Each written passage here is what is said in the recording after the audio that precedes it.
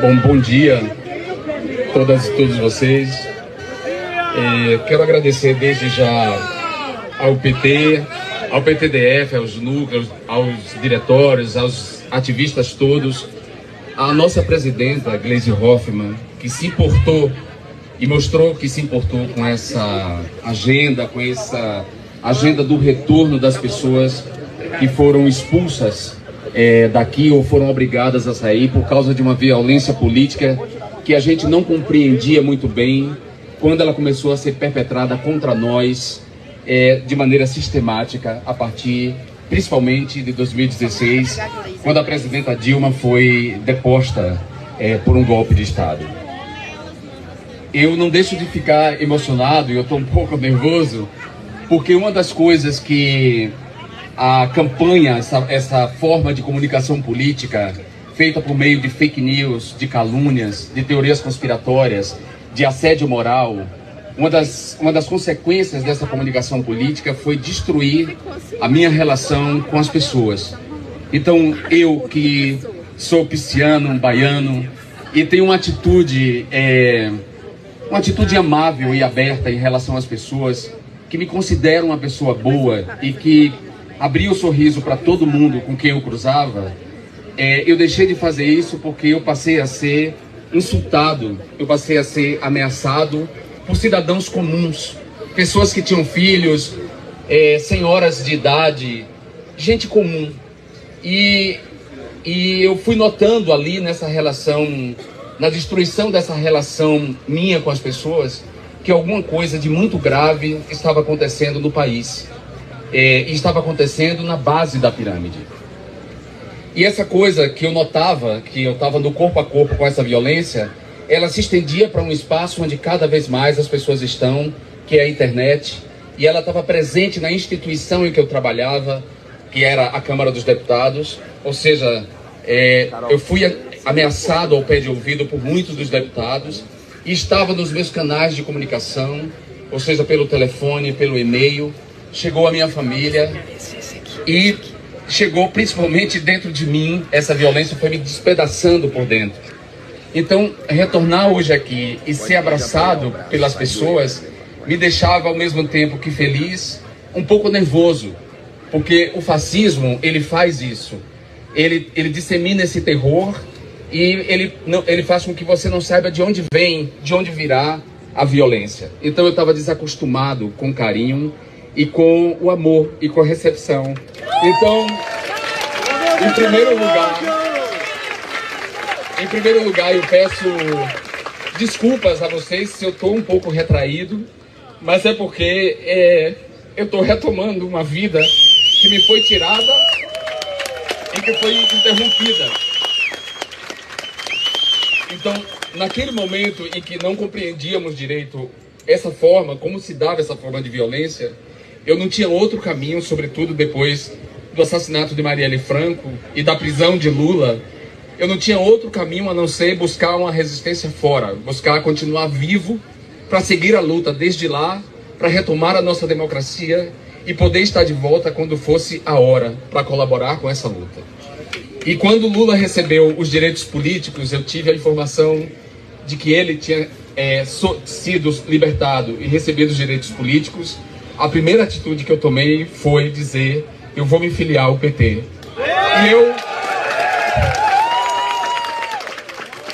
E eu me filiei ao PT, não foi por nenhuma rusga com o PSOL. Tanto é que meu amigo Fábio Félix está aqui e veio aqui me abraçar e é meu grande amigo. Então não se tratava de uma ruptura com o PSOL por nenhuma briga, mas é porque eu queria me somar à multidão chamada PT, porque eu queria dar início a um movimento suprapartidário, a um movimento amplo, a um movimento ponte que levasse o nome de Lula como nome alternativo para a gente vencer o fascismo que vigorava. E quando eu me filiei ao PT, Gleisi sabe disso, ela estava presente nessa cerimônia virtual, a gente fez essa cerimônia online, porque eu não podia estar aqui. Eu disse para ela, para a presidenta, existem 5 pontos de agenda com os quais a gente tem que se preocupar quando a gente vencer essa eleição, e eu acho que a gente vai vencer, com toda dificuldade. O primeiro ponto, esse novo governo Lula, que não pode ser igual aos governos anteriores, né, esse novo momento do país exige que a gente combata a desinformação, ou seja, toda essa estratégia de comunicação política por meio da mentira, das fake news, do assédio moral, do assassinato de reputação de pessoas decentes, de pessoas honestas. Então, combate profundo à desinformação. Depois, a defesa do meio ambiente, ou seja, o combate ao aquecimento global, às mudanças climáticas, e isso implica a defesa intransigente dos povos indígenas, dos povos originários. Segundo ponto. O terceiro ponto, o governo Lula teria que ser um governo de igualdade de gênero. Se comparado ao governo Bolsonaro, avançou muito, mas ainda tem muito que avançar em termos de igualdade de gênero, empoderamento das mulheres. E vou dizer, as mulheres vêm salvando o mundo desde sempre. E é delas, e é com elas que a gente vai sair do apocalipse que está no horizonte, o apocalipse climático. Então,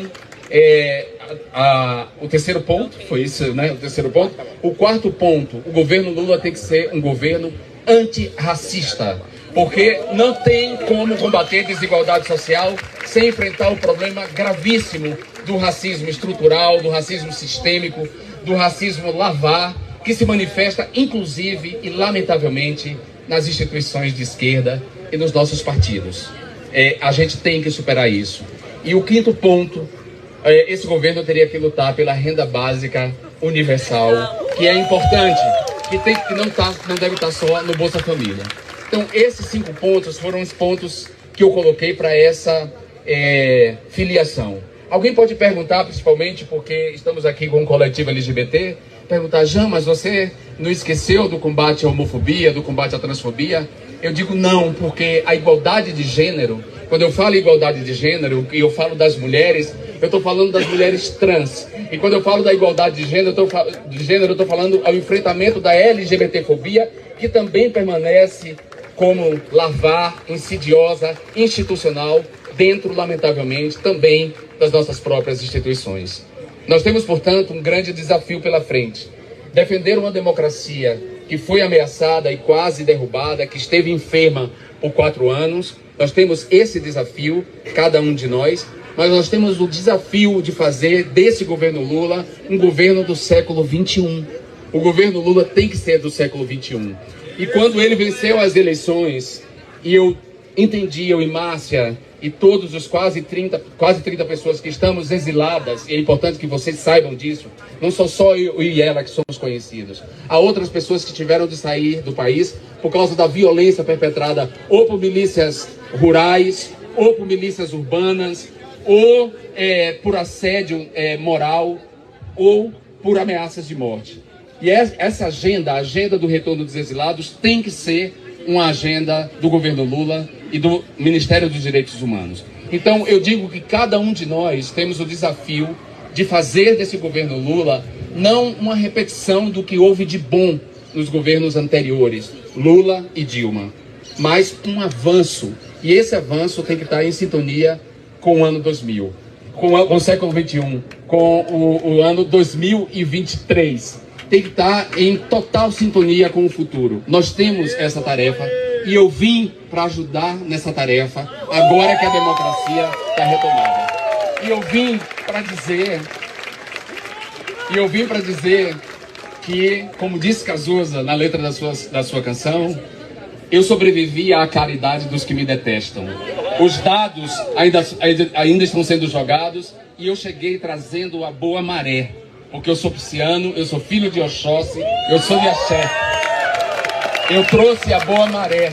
Dia 30 será um dia inesquecível, porque um genocida, um canalha, um miliciano que governou o nosso país da maneira mais diabólica, da maneira mais do banditismo, da maneira mais bandida possível, esse sujeito se tornou inelegível. Então, trouxemos essa boa maré.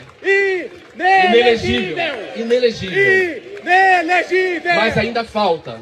ainda falta e não acaba com ele. Nós temos que estender a lista daqueles que têm que pagar pelos seus crimes. Sem anistia, não haverá reconciliação sem justiça.